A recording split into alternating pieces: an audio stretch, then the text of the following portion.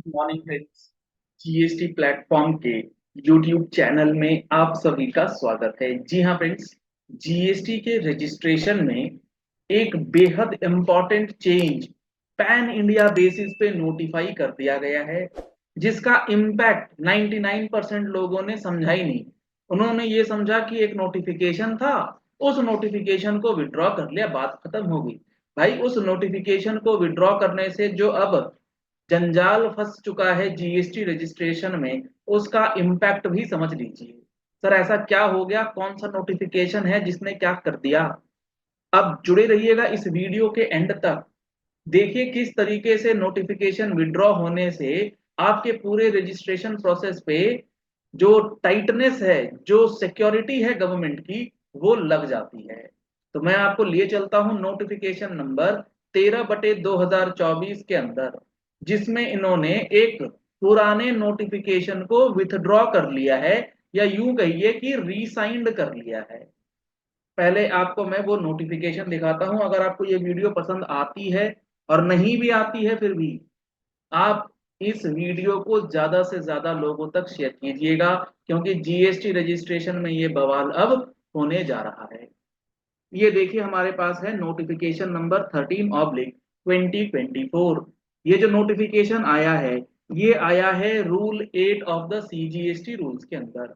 Rule 8 का जो सब रूल 4B के अंदर पावर है गवर्नमेंट के पास। किस चीज की पावर है गवर्नमेंट के पास? 8(4)B में गवर्नमेंट के पास पावर है कि 8(4)A के अंदर, 8(4)B में पावर है कि 8(4)A का जो रजिस्ट्रेशन प्रोसेस है, रजिस्ट्रेशन एप्लीकेशन के सबमिशन का प्रोसेस है, वो कौन से राज्य में लगाए जाए, वो गवर्नमेंट नोटिफाई करके बताती थी 4B के अंदर।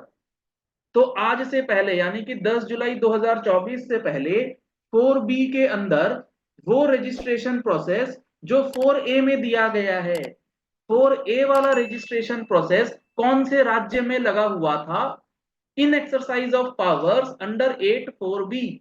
वो हमारे पास था गुजरात, पौंडीचेरी और तेलंगाना। ये तीन राज्य थे, पायलट राज्य इनको बोला जा रहा था। पैन इंडिया बेसिस पे चीजें नहीं थी 8(4)A वाली।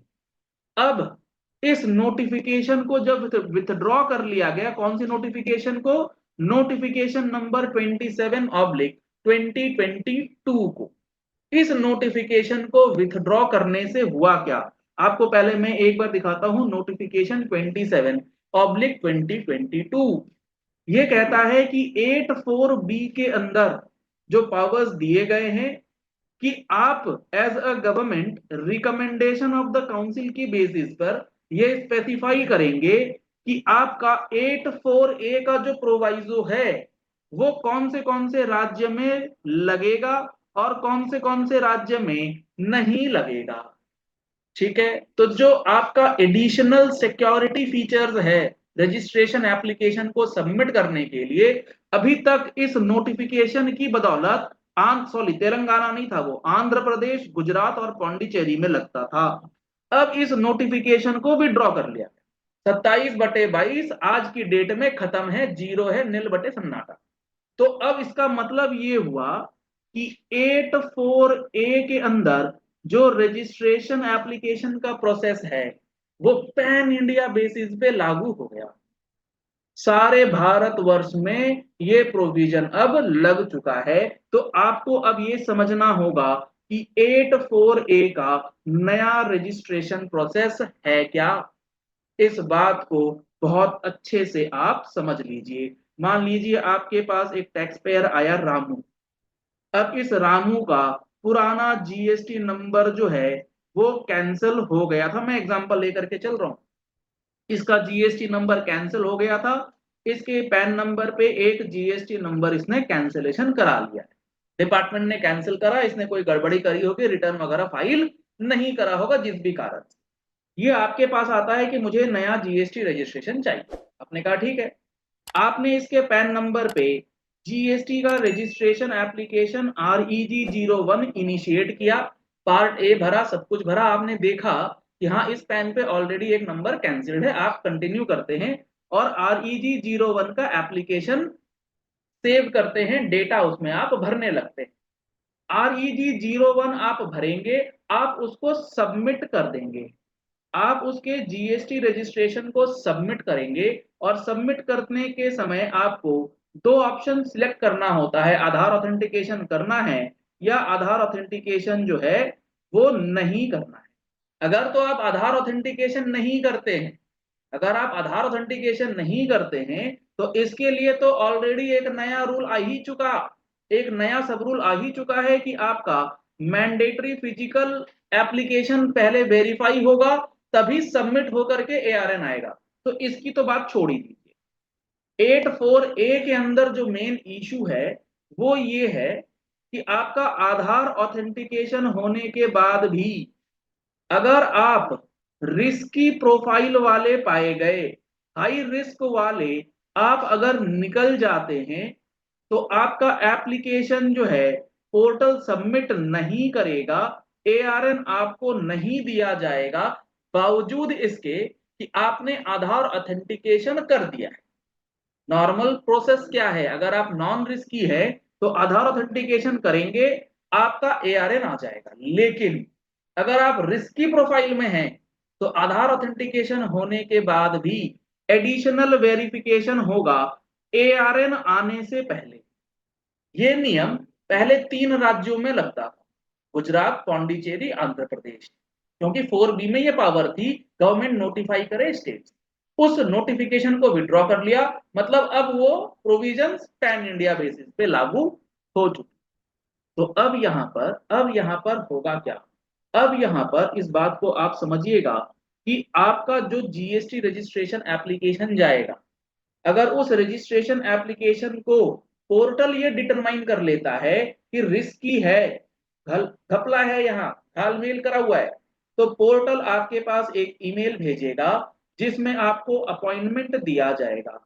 अपॉइंटमेंट किस चीज का, कि आप चले जाइए जीएसटी सुविधा केंद्र। क्या करना है, यहाँ जाकर के आपको ओनर का फोटोग्राफ लगाना है, मतलब वहां फोटोग्राफ लिया जाएगा जैसे पासपोर्ट में होता है।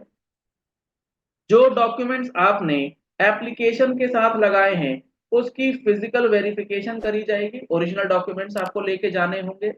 आपका बायोमेट्रिक लिया जाएगा, बायोमेट्रिक बेस्ड आधार ऑथेंटिकेशन उस सेंटर पे किया जाएगा, और ये प्रोसेस करने के बाद ही आपका एप्लीकेशन जो है वो सबमिट होगा और एआरएन नंबर जनरेट होगा। अब एआरएन नंबर जनरेट होने के बाद रजिस्ट्रेशन के लिए जो प्रोसेस है वो स्टार्ट होगा, प्रॉपर ऑफिसर्स आपके एप्लीकेशन को चेक करेंगे जो भी करना है। तो एप्लीकेशन सबमिशन के समय ही आपके लिए अब ये एडिशनल चेक्स लगा दिए गए हैं, तो तैयार रहिए। अगर आपका रिस्क की प्रोफाइल में मैटर आ जाता है तो पोर्टल ऑटोमेटिकली ये सारी की सारी फॉर्मेलिटीज जो हैं वो ऑटोमेशन बेस्ड पे आपको ईमेल के जरिए भेजना स्टार्ट कर देगा। तो ये हुआ है इस नोटिफिकेशन के रिजाइंड होने से विथड्रॉ। अगर आपको ये वीडियो पसंद आई है तो इस वीडियो को लाइक और शेयर कीजिएगा। कोई भी डाउट है नीचे आप क्वेरी अपनी पूछ सकते हैं। ये सारी चीजें हम लोग जीएसटी के अपने फुल कोर्स के अंदर बहुत डिटेल्ड में आपके साथ चर्चा कर चुके हैं, कर रहे हैं।